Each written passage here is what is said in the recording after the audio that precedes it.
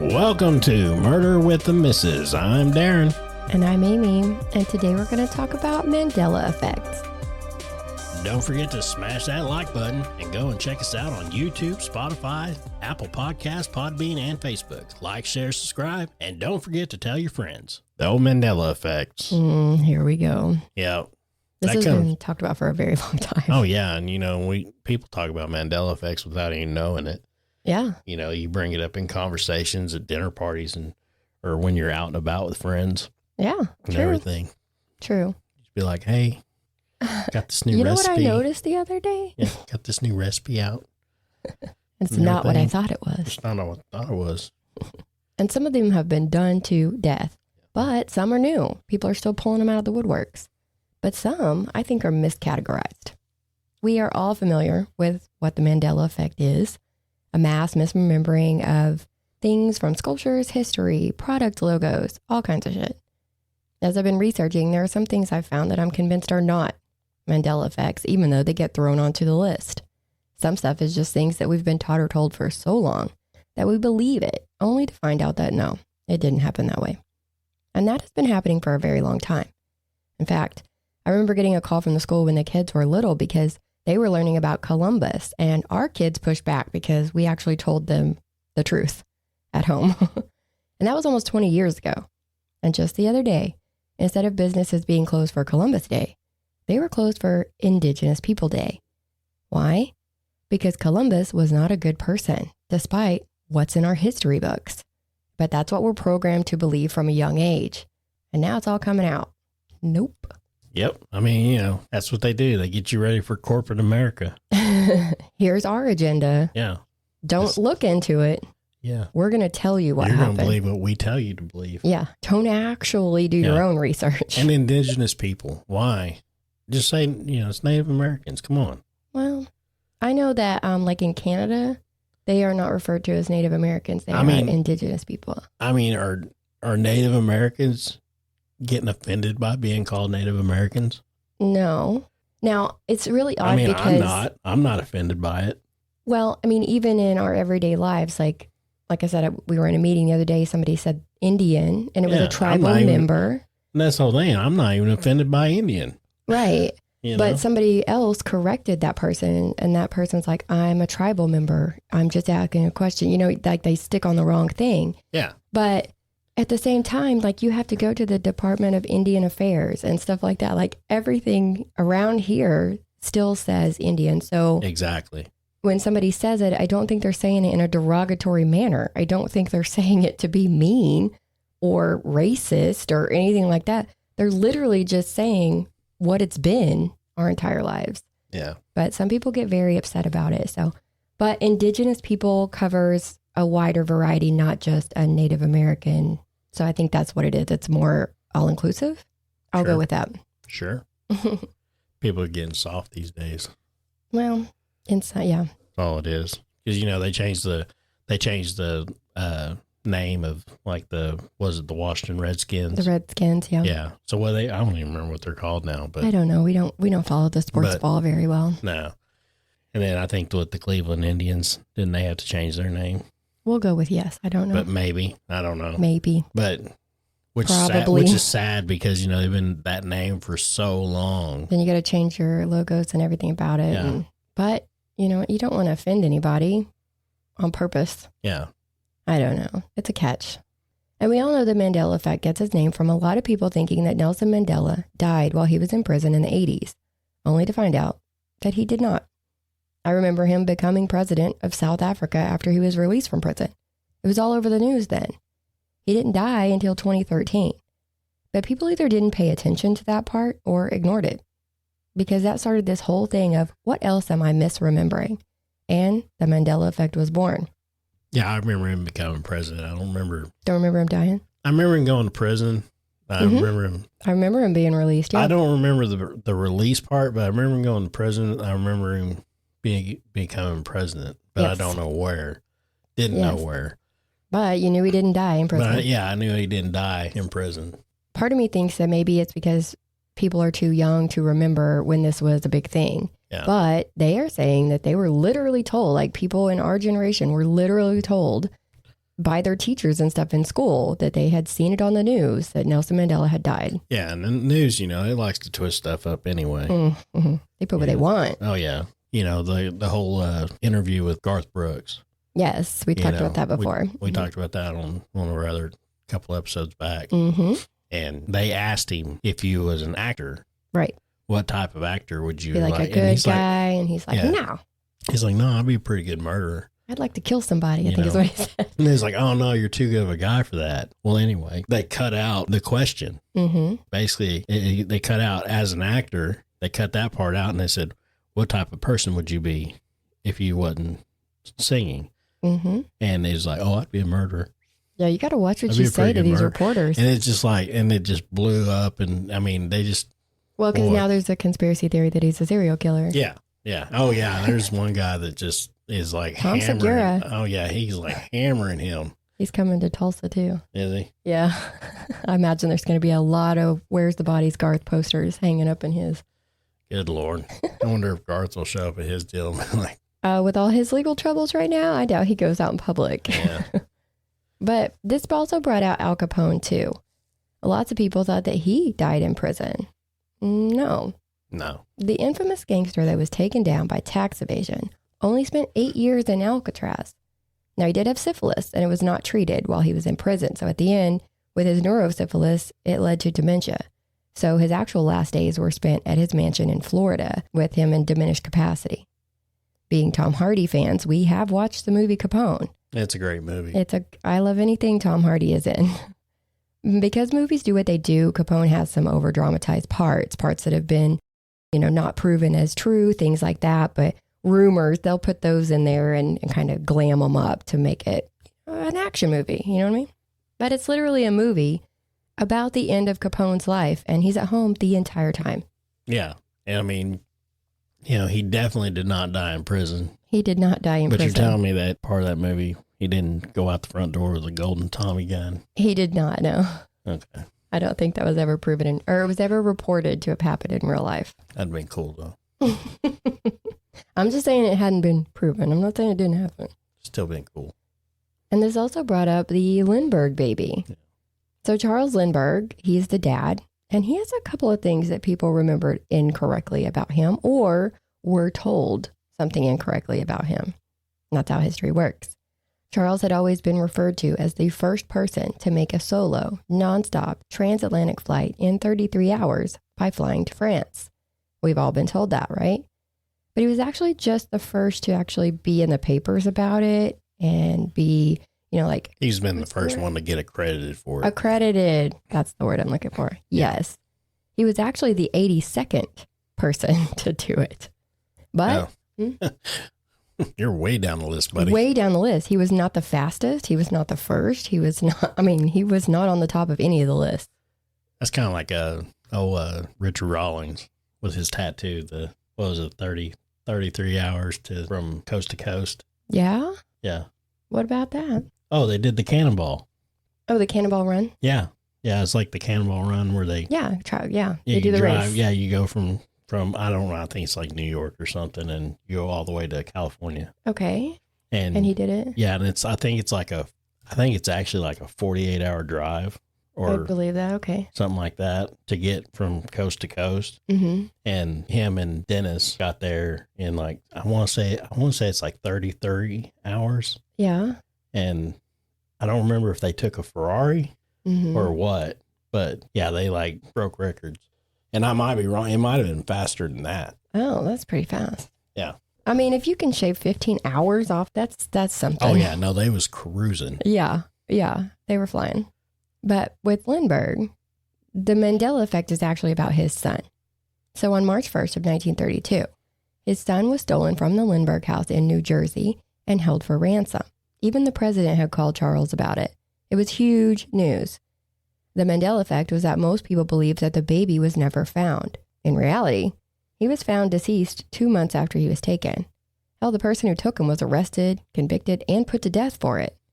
But it seems like people either never followed up on that story or they just believed that the baby was still missing. Either that or they were just told that he was never found and they went with it. Yeah, I mean, I remember the baby was found dead, but I thought that they thought he was involved. Yeah, I don't think they did because he was like real popular back then because of his being the first guy to ever do nothing. Yeah. I mean, you know, and it's not like they could have Googled it back then to find out. I mean, no. But it's just, you know, I do remember that they did find the baby, but I did not know that they found somebody and arrested him and all that stuff. They did, Because I thought that he was like one of the prime suspects. I don't think so. We would have to look into the case. You know? Yeah. And then another one that came up was Paul Revere. So the man who snuck past the enemy and went on a midnight ride into Lexington and Concord to warn people by yelling, "The British are coming." Yeah, negative. And he saved them all from a sneak attack, right? Wrong. No. Wrong. Now that's the story you're told in history class, or we were told in history class. Yeah. And there's a famous poem by Henry Wadsworth Longfellow called Paul Revere's Ride. But history and the poem are not giving people accurate information. Now, he did sneak past the enemy and ride to warn people. That did happen. The number one thing that was wrong is he did not say the British are coming. We're talking about Massachusetts in 1775. They had British patrols. A lot of the colonists considered themselves to be British. It wouldn't make sense for him to yell, "The British are coming," to people who were British. Exactly. So that doesn't even make sense. Another big thing was that he was not alone. There were 2 other men with him. At one point that night, Paul was actually captured at Lexington and his horse was taken. Now he was able to get away, but without his horse.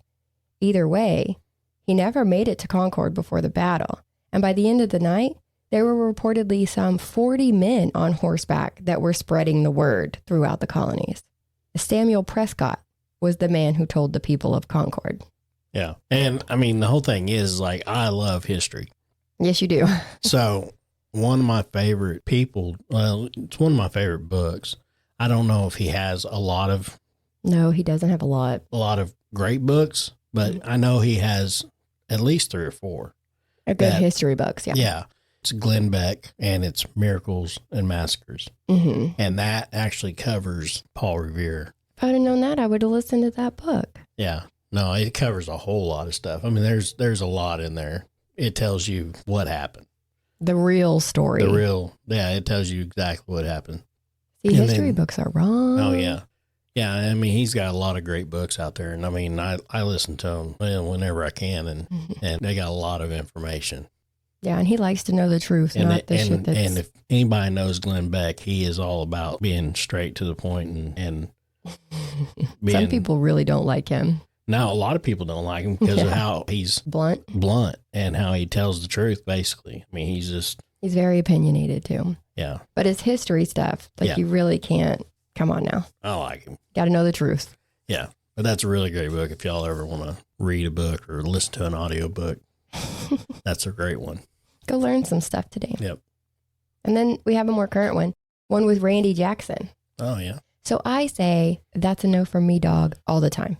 Usually when it's something that I would never do, like one of the kids saying something about climbing a mountain or something, I'm like, that's a no from me, dog. But this came up as a Mandela Effect originally, with people saying that they couldn't find him ever saying that on American Idol. He said it all the time. All the damn time. It's all in his earlier episodes. People were saying that they went back and watched every episode and could not find it. But it happened. He said it more than once.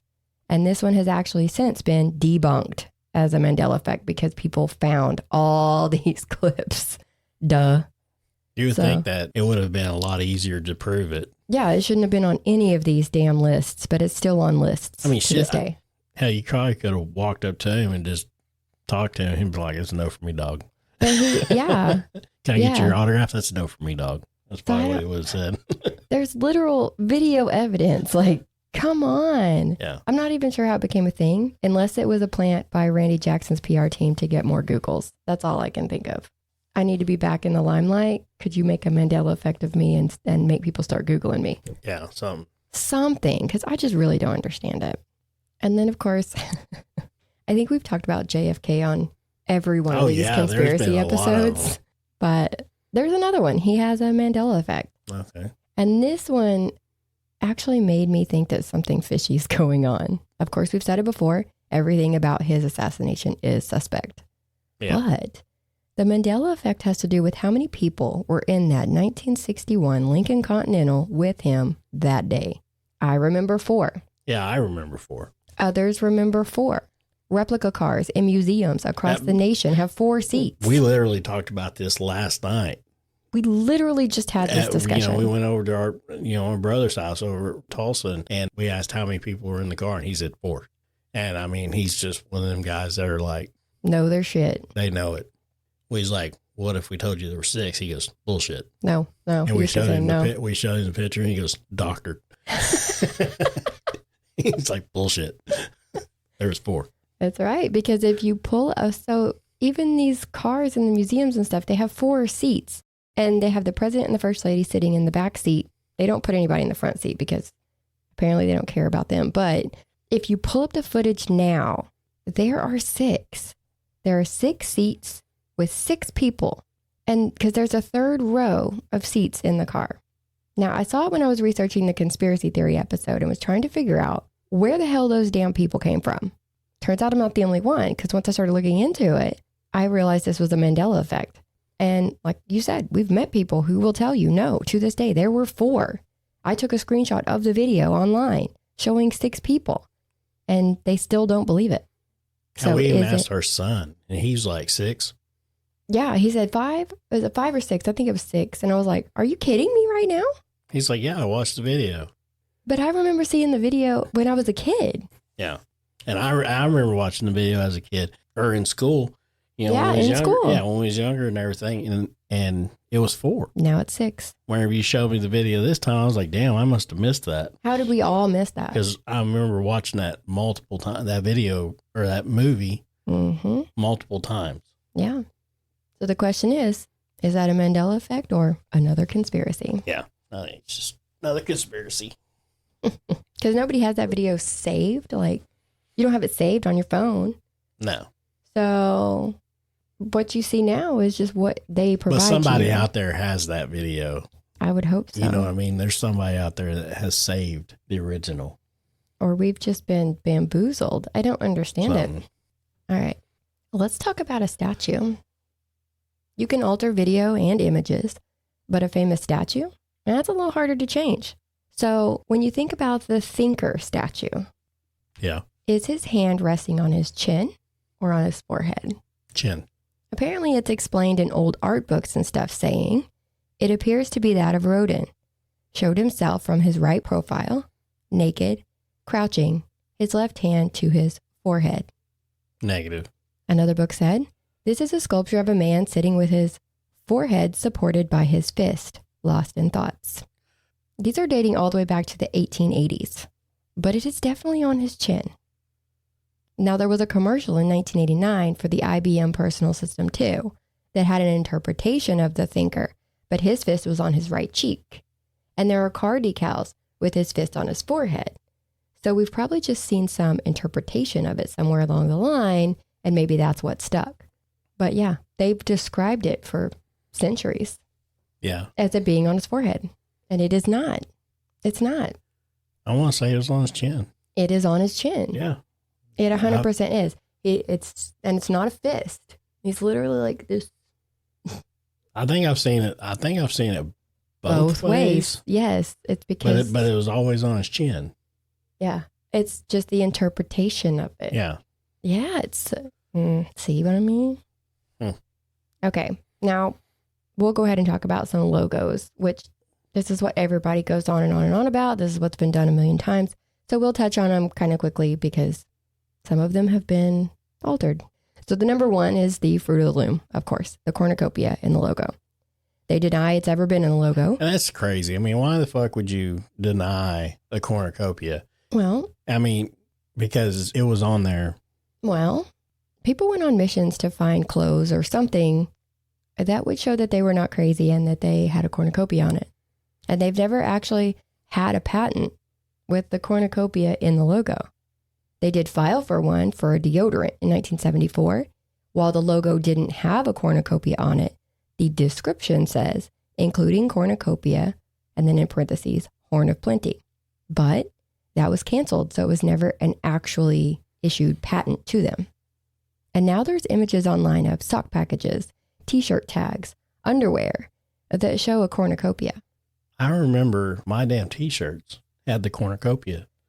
Of course, there are people saying that these are fakes or knockoffs even, not the actual Fruit of the Loom products. Not when you go to Walmart and buy the damn things. I know.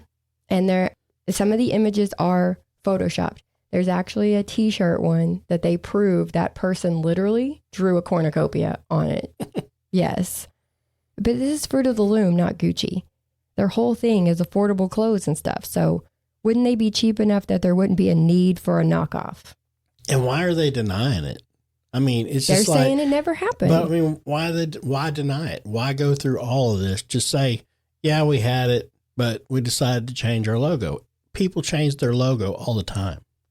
They have pulled up all the patents for their logos, and there has never been one issued to them with a cornucopia on it. Y'all are crazy, because there was. So if they were using the incorrect logo. I mean, it'd be like buying fake Great Value stuff. Why? Yeah, that'd be the knockoff. Well, I guess that'd be like Always Save. You get that? Can I get them 20-cent green beans, bro? Yeah.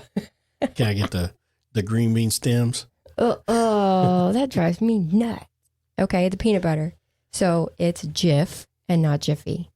And this one people are pretty adamant about. I've always called it Jiffy. I have not. Saying they remember the saying from the ads back in the 80s being, be there in a jiffy. So it was obvious that they had to have changed the name to Jif at some point, right? I remember the slogan, me personally, choosy moms, choose Jif. I don't remember that be there in a jiffy. I remember choosy moms, choose Jif.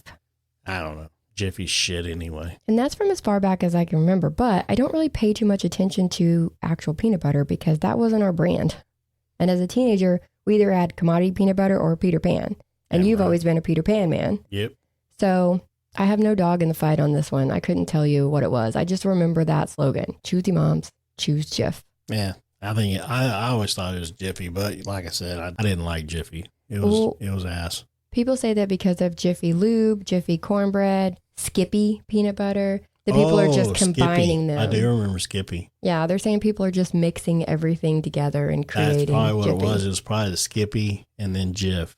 Mm-hmm. And then they Skippy Jiffy. And Jiffy. Mm-hmm. That's probably what it was. That's what people say. I could see that. I could see that too. I could definitely see that one. But you know what? Screw all them. Peter Pan's the way to go.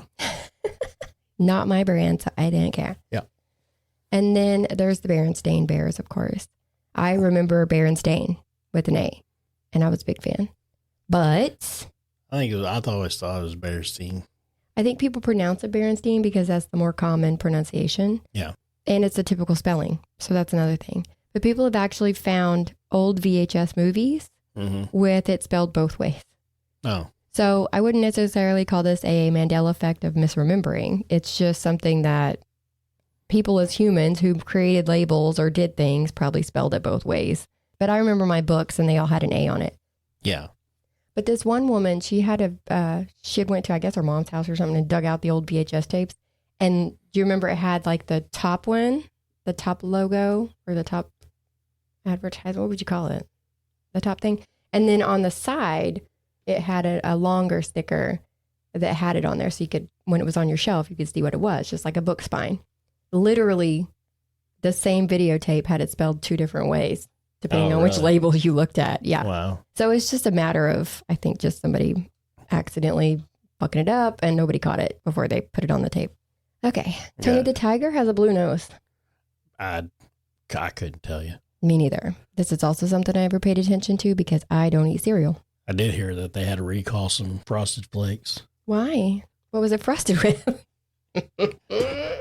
Well, nice. Apparently, oh shit, I don't know if this is true or not, but apparently it was frosted with cocaine. Nope, never happened.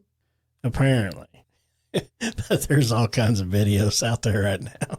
Does Tony have like a little hair up on the nose? No, it's like this one lady, she's sitting there just fucking the cereal up and everything. And she's got these big googly eyes and stuff. And she's just looking around and she's like, it's damn good.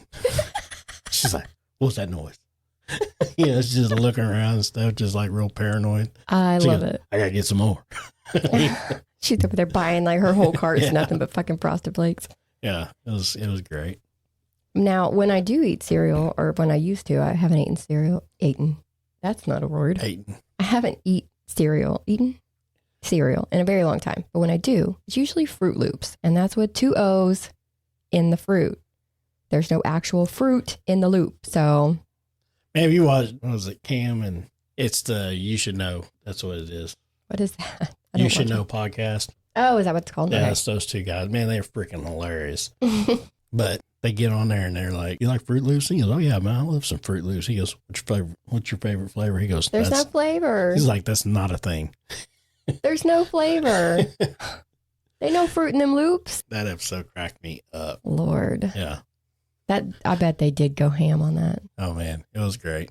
That guy makes fun of the other guy so much. It's so funny. Well, both of them go back and They forth, do. but it's pretty good. But it's the ones where the other guy, the one who's always messing stuff up or doing things wrong or thinking things different. Yeah. He's the one that cracks me up because he takes it. They both take it very well. Oh yeah. And They actually. you got to appreciate that. Yeah, they work very good together. They do. They do. Curious George didn't have a tail. See, I remember him having a tail. I knew you were going to. Because I remember a cartoon where he was running through the woods and he stopped and he set, but he set on his tail. Are you sure you aren't thinking of some other monkey? No. They say you are. Then what monkey? I don't know, but they're saying Curious George has never had a tail. I'm saying that I'm pretty sure he did. Okay. Because I remember him doing his little run through the woods thing and then he kind of sat down on his tail. It was Curious George. And it was Curious George. It was Curious George. It was that damn monkey. Yep. The Monopoly man never had a monocle. That's a this lie. is lies. Yes. People have found that in the 1996 version of Monopoly Junior, the $2 bill has rich Uncle Pennybags on it wearing a monocle. Well, I remember it on the regular Monopoly too. Nope. The only place it's been found.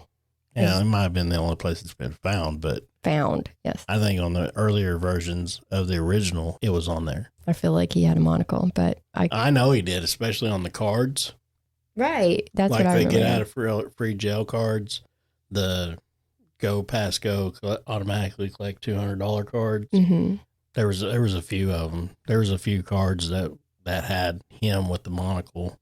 I want to say that too, but I didn't play it as a kid. We didn't really play those kinds of games, but with you, Yeah, you guys were over there fucking rolling dice. we were rolling in the corner. dice, and Grandma was teaching us how to play poker. Yeah, y'all was rolling dice in the corner, But yeah, we had different childhoods. throwing bones. Yeah, that's what it's called. There's no T in Skechers, I can believe that. but there are 2 T's in the Flintstones. Okay. The Flint Stones. Yeah, I could see where that could get messed up. Now they say the Flintstones is flip flopping. Yeah. So sometimes you Google it and it has 1 T, and then later they Google it and it's got 2 T's. I don't Google it enough to know when it changes back and forth. But I thought it was Flintstones. I didn't know it was. Well, because Flint. that's how we pronounce it, Flintstones. But It sounds right. But that makes sense because Flint. And if you sing the song, Flintstones, you don't say Flintstones. Yeah. But yeah, like you said, it's Flint makes sense. Flintstones Makes sense. because Flint is a type of. he worked in a rock quarry. Yep. It's back with the dinosaur days. But even in the movie, Flintstones. Mm-hmm. Ooh, don't we have that one? I've always remembered it with a T. No, we don't have it now. We used to have it when we had all our VHS tapes. We don't have them anymore. Oh, okay. I thought. Because I used to love them. I love the Flintstones. Yeah. I remember the 2 T's. Do you? Oh, yeah. I thought maybe on that one, maybe it didn't have it. But. No, I'm pretty sure it does. Because to me, it's always had 2 T's. But you don't say the first T. It's almost like a silent T. It's a silent T. Do you remember Smokey Bear or Smokey the Bear? I remember it both ways, actually. Do you really? Yep. So apparently he's just Smokey Bear. I remember Smokey the Bear. I remember it both ways. Yeah. And then did he wear suspenders? Yes. No. Bullshit. He's imitated as wearing red suspenders, like when people wear costumes of him and stuff to spread awareness, not fires. But he himself never wore red suspenders. I always remember him with red suspenders. Nope. Never had it. Because I'm colorblind and that's one of the colors I remember. Oh, see? There you go. Captain Crunch is actually Cap'n Crunch. Yeah. Well, now. But No, I remember being Cap'n. Yeah. I don't do know. anyway. But again, like I said, I don't eat cereal. So, but they're saying that this is another one that you can't change. What they say on most of these is you can't change things unless there's proof that it changed. And they haven't been able to find any proof that Captain Crunch was ever spelled out like that. Yeah. So, I don't know. Oscar Mayer is another big one. Whether it's spelled M-A-Y-E-R or M-E-Y-E-R. I sang the damn My Baloney Has a First Name song, and it's M-A-Y-E-R. But supposedly there were bacon packages found with the E spelling. And people pulled up things like news articles, like when the big weenie would roll into town and they'd have a picture of the Wienermobile showing M-A-Y-E-R on the side, but throughout the articles, they were spelling it M-E-Y-E-R. And there was lots of different articles like that. So, and that's probably just people. It's just that common spelling thing again, and people misreporting. Yeah. So, simple as that. Yeah, simple as that. I misspell stuff all the time. Same. I'm always like, hey, is this right? Look at this. Uno.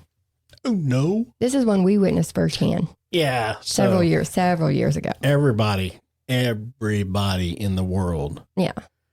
Plays different. Yeah, it's card games. Yeah. They have the actual rules of Uno. Like house rules. They have the family rules, and then they got the jail rules.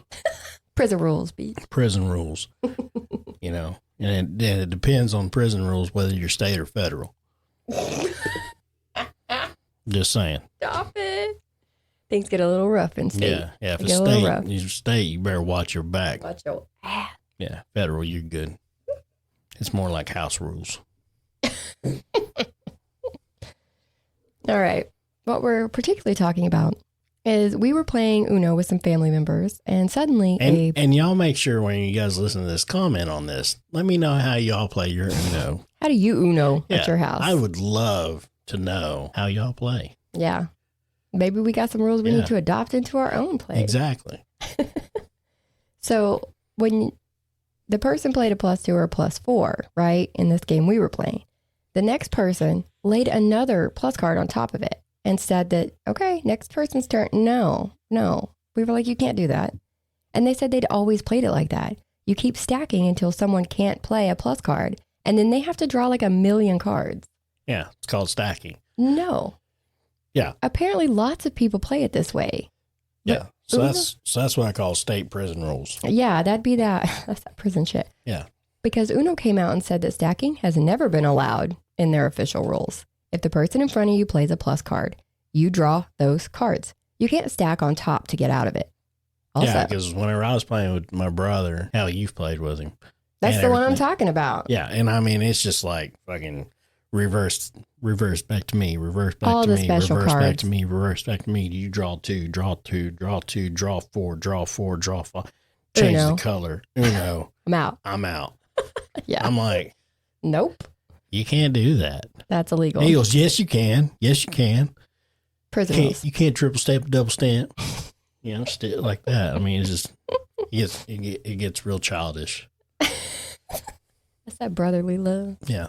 There's another thing you also cannot do. So this one we did not know about. So if you cannot play, you draw until you get a card that does play. Now that's not right. That I've heard, but I've never really incorporated that. It's just like. No, we've done that. I'll sit over there with 1,000,000 cards in my hand. Now we've done that, but I mean, I've played it. We've played it both ways and everything, where it was just like you draw one card. If you didn't get it, go on.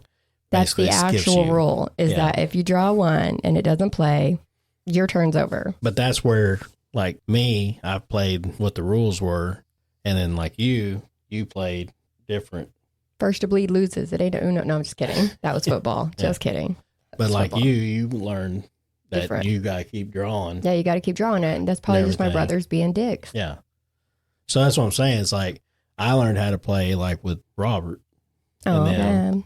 So, you know, when we would play or whatever, so I learned how to play with them, all my friends, so they played the way it was supposed to be played. And then you go home, play with the other people, and then it's different. It's different. Then you started playing, it was different. Everybody plays it different. Yes. You know? Yes. Hell, now they got cards in there that you can write shit on. Yes. You know what I mean? Uno's so different now.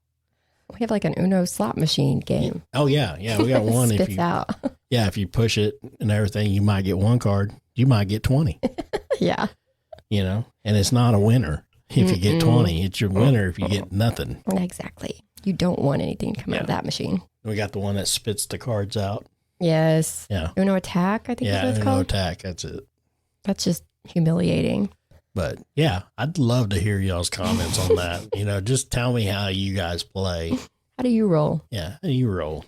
Yours state pen style? Are you medium? Or maximum? Yeah. What security are you at? Or are you like wholesome family fun? After church on Sunday. All right. Richard Simmons. Yep. People are shocked that he did not wear a headband, like a sweatband or the wrist ones. Thought he wore red, white, and blue ones. Right? So when he's imitated on TV or in parodies and skits and stuff, they usually wear the tank top, the short shorts, and the sweatbands. Mm-hmm. But that's just something to add to the joke. He does not and has not worn sweatbands. Okay. Interesting, right? And it's kind of like the Guy Fieri visors with the bleach blonde hair sticking out the top. Yeah. We have a picture of Bubba when he was younger wearing one, actually. They can't find any footage of Guy actually wearing a visor ever. So it was a marketing thing to have the open top visor to hold the hair on.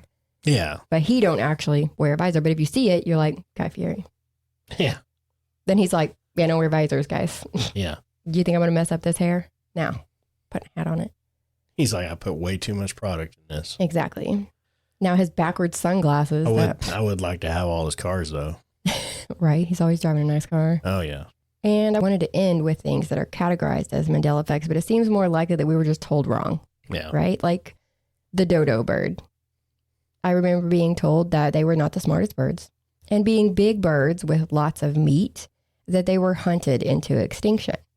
They were apparently not afraid of humans, which I couldn't tell you since I was not alive in 1681 when they became extinct. But now they're saying in actuality, it was not the humans. It was other animals. Animals would eat their eggs, meaning their numbers dwindled. And since they weren't the sharpest tools in the shed, they wouldn't be able to get food before the other animals. So they slowly died out. So it wasn't humans. It was competition with other animals. Oh. Yeah. That's crazy. Now, is Mount Everest the highest point on Earth? I thought so. That's what we've been told, right? Yeah. Well, they're wrong. Even now, even measuring from sea level or wherever, it is not. So they're measuring wrong this whole time, or I don't know what's going on. Now they say, if you measure everything from the center of the Earth, you get Mount Chimborazo. I think it's how you pronounce it. Chimborazo. As the highest point on Earth. Mount Everest is actually only number 3. Wow. Yeah. Where's Mount Chimborazo? I did not write that down in my notes. Oh, okay. Well, y'all look up look it up. Mount Chimborazo. Yeah. Do your own research. And see where that is. But they're saying even if you measure from sea level, it's not the highest. No matter where you measure it from, it's not the highest point on Earth. What was the second?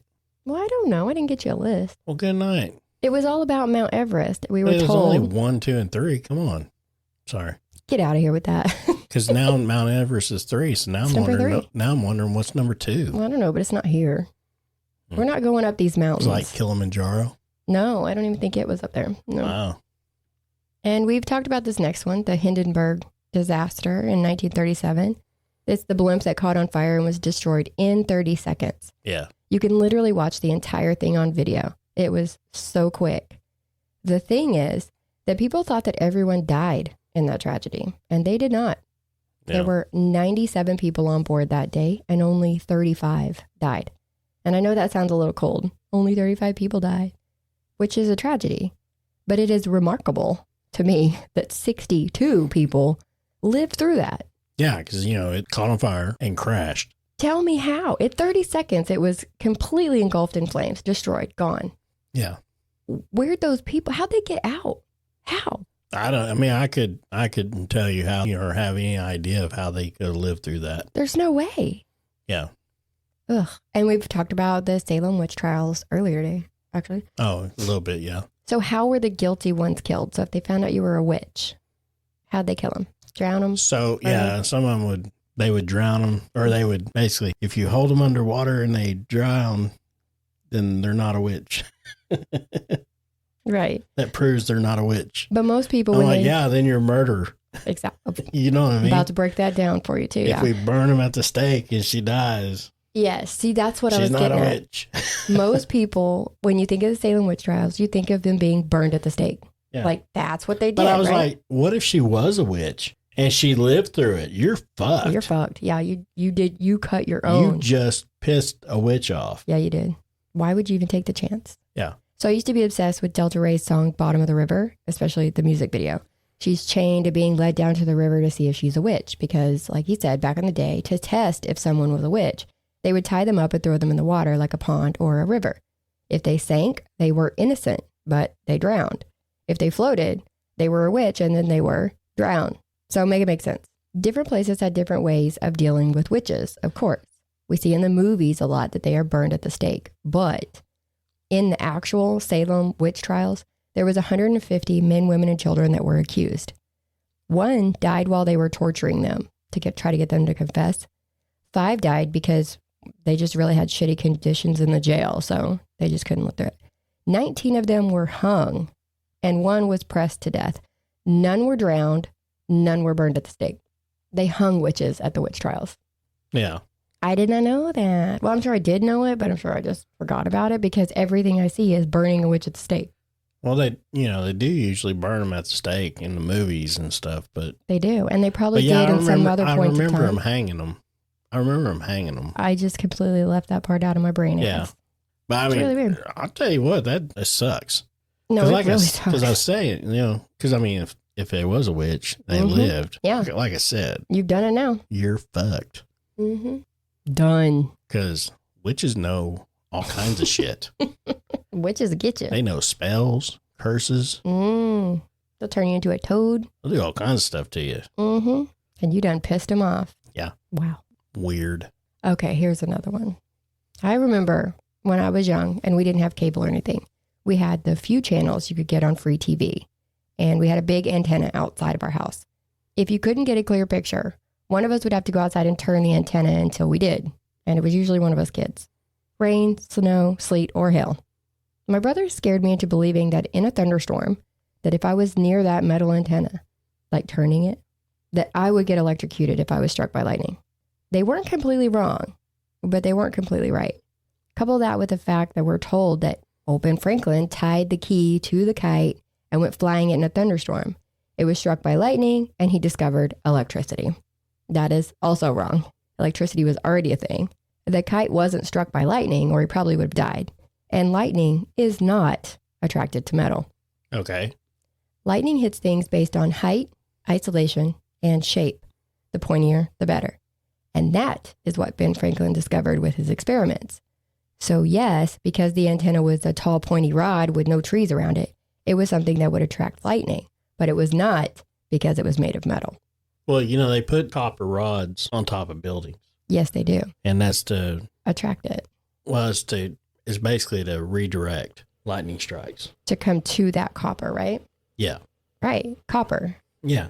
But it's so that it won't go into the building and fry any kind of systems or anything like that. Right. But they say that, I don't know why they use copper. I'm going to have to look that up because they say it's really the pointy object. It's got to be by itself, not a lot of stuff around it. Yeah.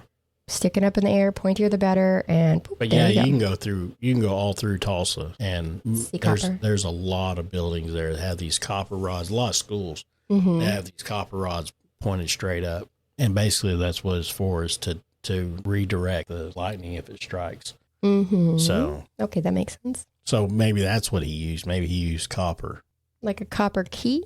Well, he'd have to use like a copper line. I don't know if a kite thinks that can be. I don't know. He definitely wasn't struck by lightning, but that experiment did show him what it was drawing energy and stuff like that from the lightning. So it did help in experiments. You got to think most keys were made of something, so it had to have been like copper and and some other type of metal. Right, but he wasn't struck by lightning or he would have died. Yeah, that day. But anyways, it's just something that we learned in school. Yeah. And was regurgitated, but apparently no, it's not because it's metal, it's other things. Yeah. That's pretty much what all this is. Yeah. Regurgitated facts. But anyways, I think that's it. Well, that's good facts, though. All I'm willing to talk about. There you go. Well, don't forget, you guys, to comment on the Uno. He needs to know. I need to know how y'all do this stuff. But that's it for this episode. You guys make sure you guys like, share, subscribe. Tell all your friends. Tell everybody. We'll see you guys next time. Bye.